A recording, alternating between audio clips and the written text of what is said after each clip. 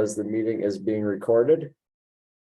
So tonight, our goal is to share with you the Innovation Center. We have a number of designers, directors, and other members of the Innovation Center team that are going to share everything they can about it. At the end of the session, we'll try to keep it at a half an hour. Then we'll stop the recording and there'll be time for questions and answers. So if you do have questions as you go, just jot those down and or remember them, and we'll be back to you at the end to answer those questions. To start us off, I'd like to introduce Mr. Tuman, who is the Director of Student Experience at the Innovation Center. He'll be kind of leading you through this slideshow tonight. All right. Well, good evening, Mr. Walters. Thank you. And thank you, everybody, for being here. So I have the pleasure of being the Director of Student Experience at West Valley Innovation Center. We're in our second year. We are a 7 through 12 program in the West Valley School District. We worked for some time to create the idea behind this program that students could meet the standards needed to graduate or to fulfill grade level requirements through a hands-on learning experience through specific pathways. So we started last year with 3 pathways: a STEM engineering pathway, health science pathway, and computer science IT pathway with grades 7 through 9. And then this year we added grades 10 through 12 in those same 3 pathways, and then added, after working closely with our community partners, a 7 through 9 robotics ag program, and then also added this year as well an entrepreneurship pathway as well for our students that Mr. Lieber can talk about later on. That is been a big part of our success moving forward. So we're a new program. We're beginning. I mean, we're in year 2. We're developing and growing, but it's been a great thing to be a part of. Mrs. Smart, do you have anything you want to add to that, or?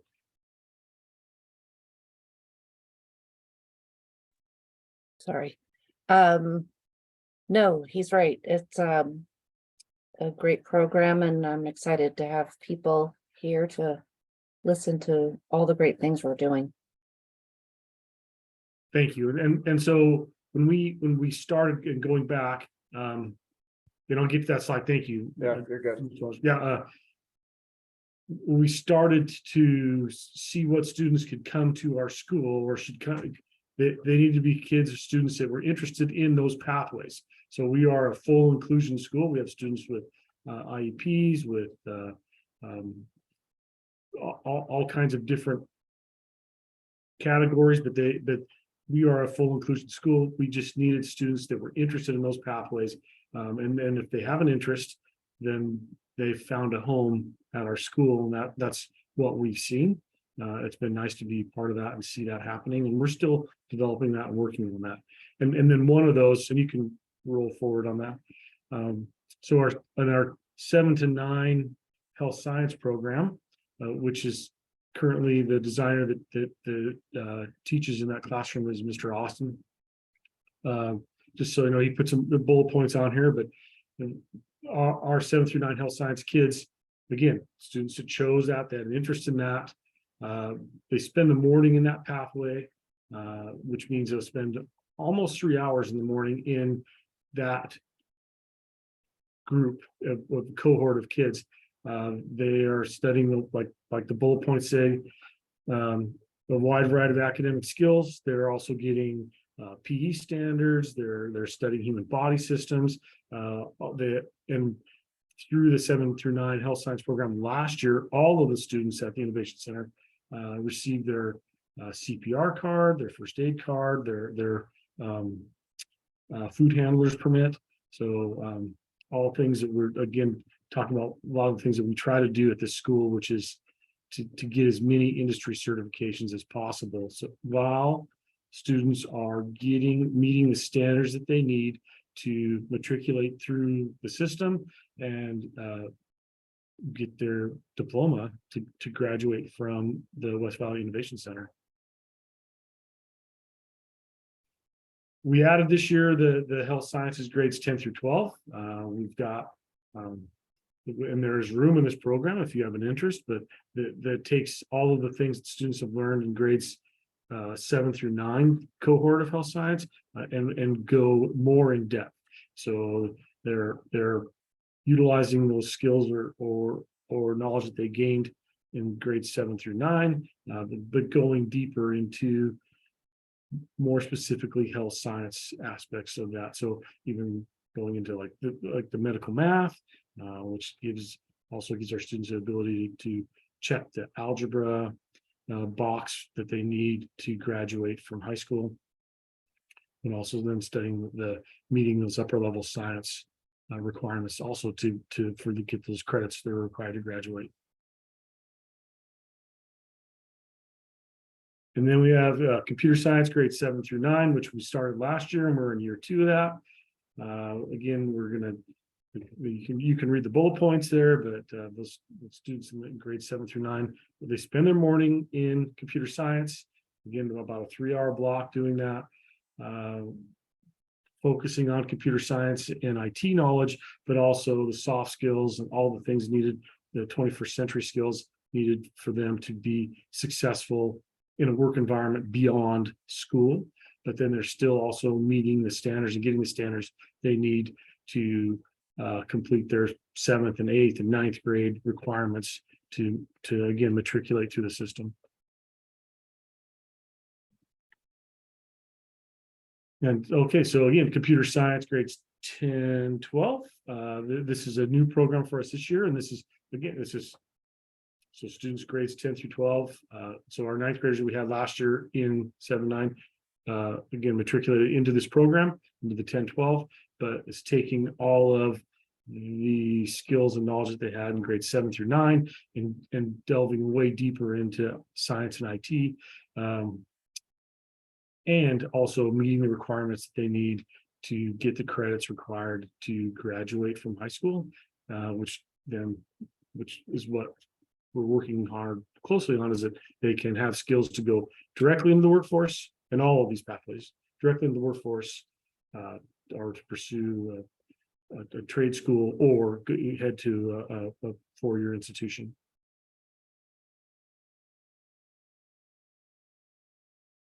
STEM engineering grades 7 through 9. We have lucky enough to have Mr. Melton here today, and I'll let him talk about the great things he's doing in his room right now.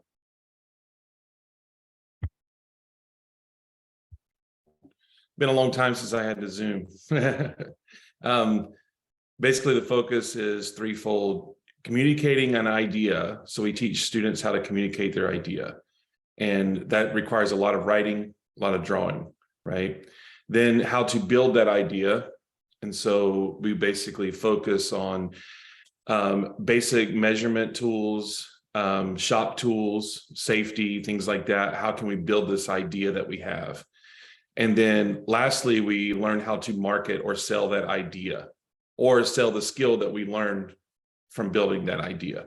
So there's a lot of writing in the front and the back load of this program, with the steps 1 and 3. And then there's a lot of math and hard skills in the lab with that middle section, building the idea. But what I try to get my students to understand is that it doesn't matter if you have a good idea if you don't know how to communicate that idea. And it doesn't matter if you have a great idea and build a good idea if you don't know how to sell that idea. So that's what our focus is, and trying to build that well-rounded program that will enable students to be great employees down the road, or great business owners and business leaders if the time comes to do that.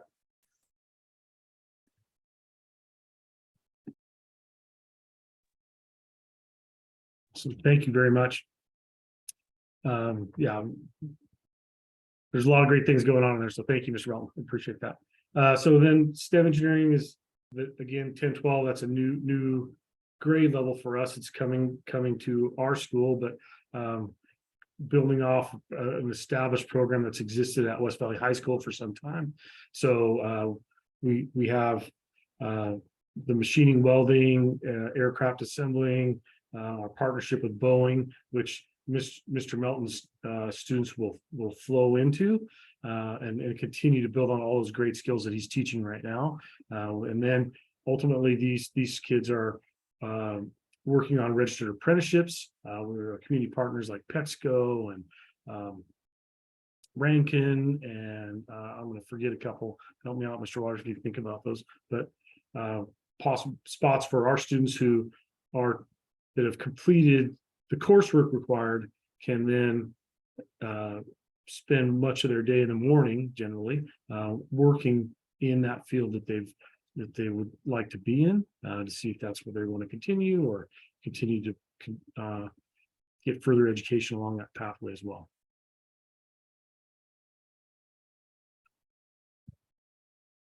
All right, so robotics ag science is a new pathway for grades 7 through 9 for us that we started this year. We worked pretty closely with our shareholders, community partners this last year while we're still opening the school, but also doing other things and going out and meeting with people. And with the economic forecasts around the valley, we looked at the growth of agriculture. Even though we already know it's a big part of this valley, it's continuing to grow at a great rate. And so we opened this other fourth pathway, which robotics ag sciences is really incorporates a lot of things, but working on teaching students the skills of automation and those things that we know are already part of ag and will continue to be a part of ag, but also those are transferable skills to all kinds of pathways for just jumping into the workforce out of school, or again, continuing trade school training or other four-year schools. So new program. We have a little bit of room in there student-wise, but it's off to a great start.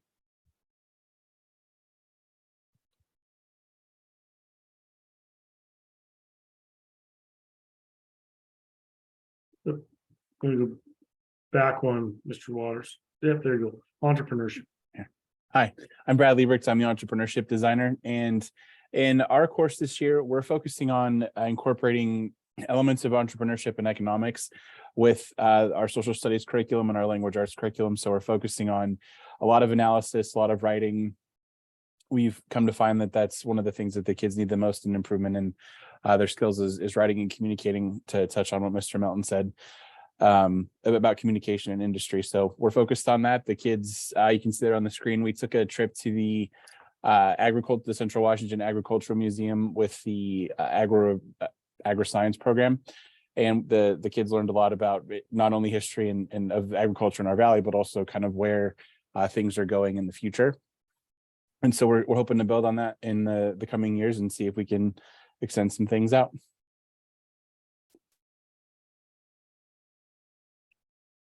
Yeah, well, I can add to that a little bit. So as we started last year, year one, we knew that we needed to have a stronger social studies component of what we were doing at the Innovation Center.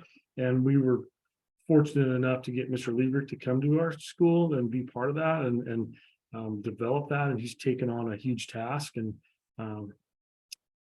really just run with it, which has been awesome. So and it's also a daunting task, and so very thankful to have him in that spot.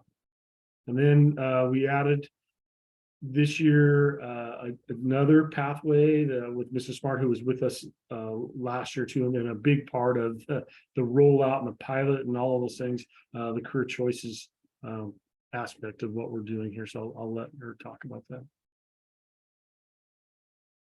Yeah, so for career choices, again, students will apply the Common Core standards in math, language arts, ed tech, leadership, and other areas, while completing some financial literacy activities, as well as planning and exploring careers. So we work on financial literacy, things like spending, saving, credit, debt, insurance, taxes, all those fun things, and make sure that kids are interview ready by putting together a portfolio, including interest and skill survey results. They've created resumes, cover letters, biographies, they have e-portfolios. They also gather their work and volunteer history. Kids are doing community service projects and getting some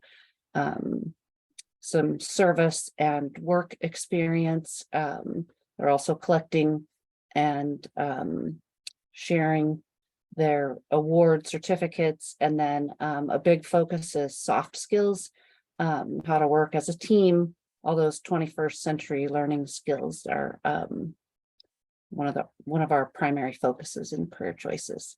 It's a fun program and kids are doing a great job. Great, thank you. So the question comes up, which students can come to the Innovation Center? And any West Valley student can come to the Innovation Center.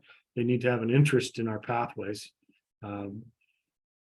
We'll start, and again, I go back to like, in more than an interest, like they have to have, I mean, interest is word, but a strong interest in those pathways, because you will spend the bulk of your day in that pathway. So it's computer science, health science, STEM engineering, robotics, ag, you have health science again. So they have to have an interest in that. They have to be motivated to want to pursue learning towards that. And then when they do that, those students experience success. So like we're in year 2. In year 1, we had some students that came to us just because they didn't want to be in a traditional school system, which I understand, but didn't really have an interest in the pathway, and it was a disaster. It didn't work for them.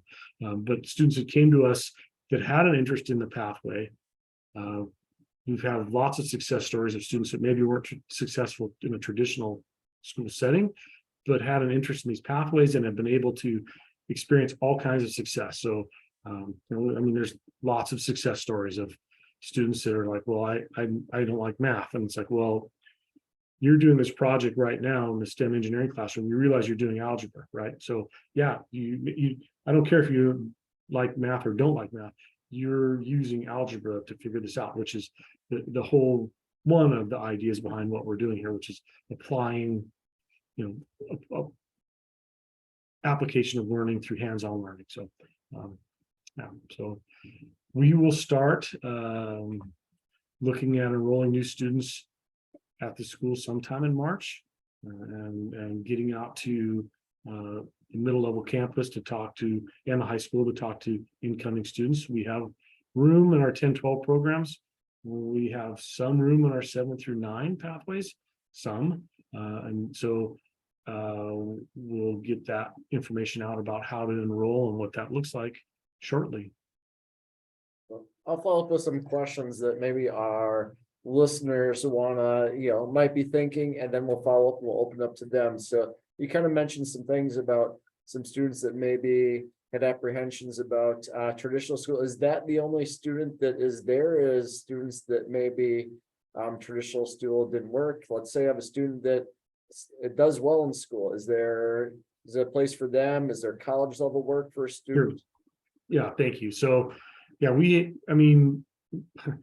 we're a school that looks different than any other school, but we're a school like any other school that has kids that are on all kinds of trajectories. We're just working hard to make sure that they can access those trajectories. So yeah, we have, there are students here that want to be doctors. There are students here that want to be mechanical engineers. And there are students here that want to be a machinist. They want to be a welder. Those are the things they want to be. And I think, like any school, but our intention is to not limit their choices, but to give them all kinds of skills that they can access those choices as they progress through the system.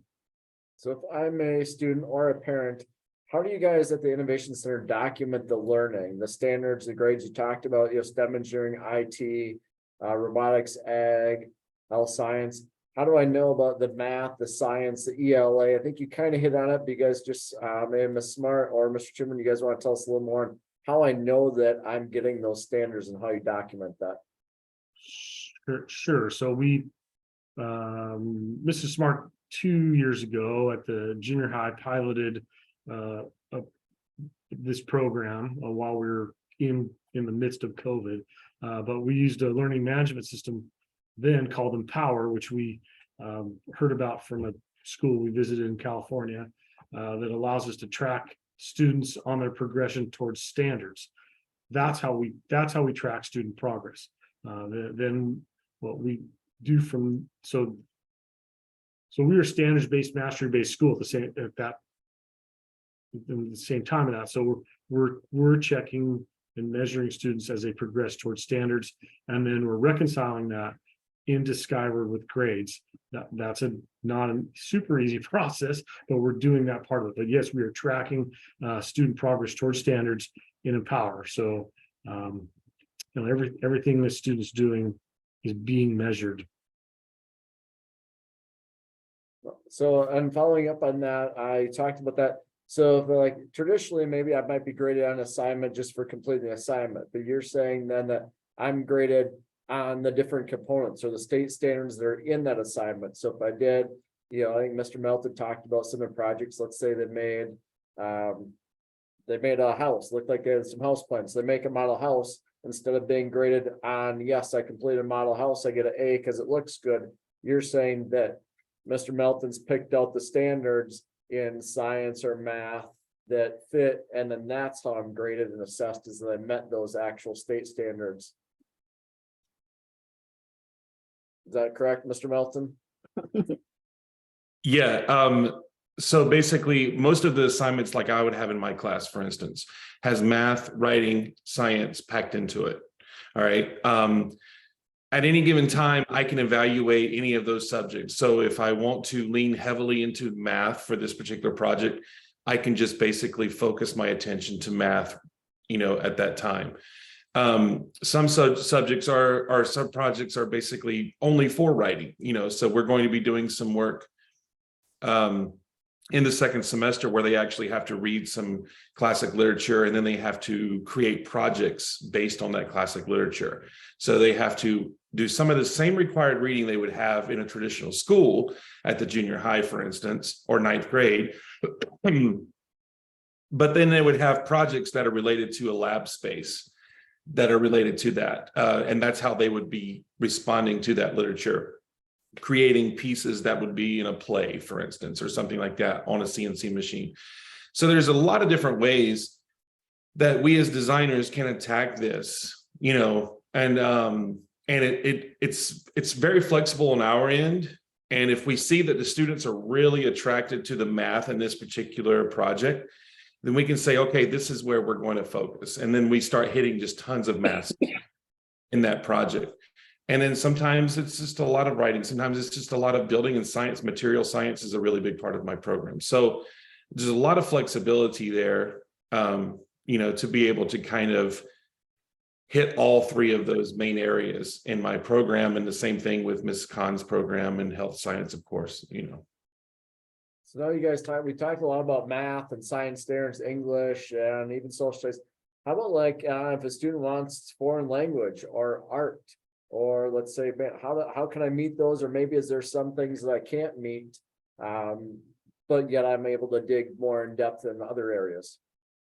Yeah, so a lot of the art standards can be met right in their pathways. It's just a matter of what we're like Mr. Melton referred to, like how that project's designed, so we can just keep track of those standards, and that Empower runs through all of that. So so like go and I just live this, so sometimes I forget how to explain this, but like there's not an English class, there's not a math class. So the English and math and science are embedded within those pathways, and students get to experience all those, and we track that through Empower. And then that generally takes place, pathways are their morning class times.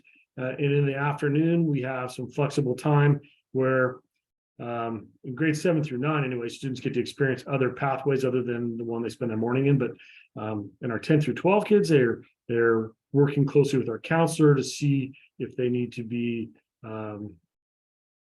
getting into our virtual academy for classes. So we have students that are like setting PE goals for the virtual academy PE class, and then working on those fitness goals and whatever else in the afternoon, or accessing this foreign language. classes. Like, I mean, I said a student today is like, I'm ready to get to my second year of Spanish right now, and he's doing that through our virtual academy, which is awesome. And we're in trimester 1, so I think he completed year 1 most of last year, and then through the part of this year. So he's well on his way to having 3 years of Spanish done, probably by the start of his sophomore year. Well, then you mentioned some stuff on college classes. Are those through Central or Yeah. Eastern? Where are your college classes through? Yeah, thank you. So we offer, well, we're working on having some college and high school classes through Central that Mrs. Khan is pursuing that right now. But then also we have Arizona State University online classes available right at our campus here, so students can take algebra through Arizona State University and get college credit and high school credit at the same time, and that's a great opportunity too. So like even if they're not happy with their grade for that, we can make sure that's not on their transcript. But they still get credit for the high school class. So there's lots of great opportunities for students to do that. Perfect. And I think even through many of the CT courses, I know you guys are developing a partnership with for machining and multiple other courses where students that are doing that advanced level technical work can get college credit through local community college, either YVC, Big Bend, Columbia Basin, and those things I think are in the works right now. So that's great.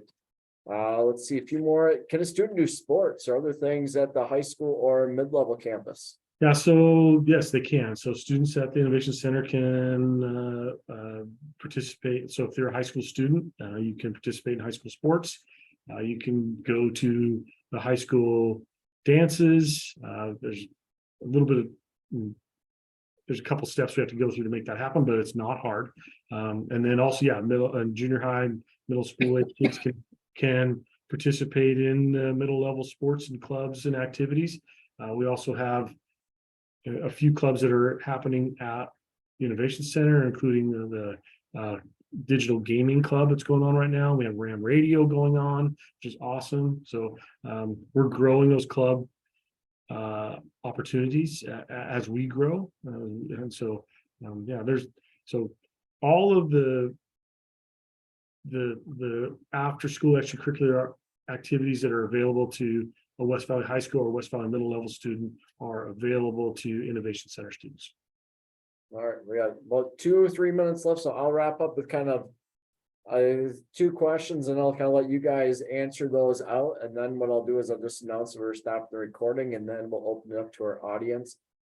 So if I'm looking at a few things, what are the overall goals of the Innovation Center? Like, what's its mission? And what might set it apart versus a traditional school? You guys kind of hit on this, but if you were to summarize what you've shared with us tonight, what's the difference? If I'm a 6th grade student looking at next year, I either can go to Innovation Center or continue on the middle of campus. What differences am I going to see over the next few years? And then what are the goals of the Innovation Center going forward for students, or what's your overall success of a graduate from the Innovation Center? Well, we're a standards-based, hands-on learning school that is interest-based. So students that progress through our system will have multiple opportunities to meet those standards. When they've met those standards and graduate, they will have a skill base that will allow them to enter directly into the workforce, pursue further training in a trade school type atmosphere, or go to a 4-year institution. And it's about providing as many opportunities for success for our students as possible, and also tying that learning into that standards-based idea where they are very much the owners of their learning.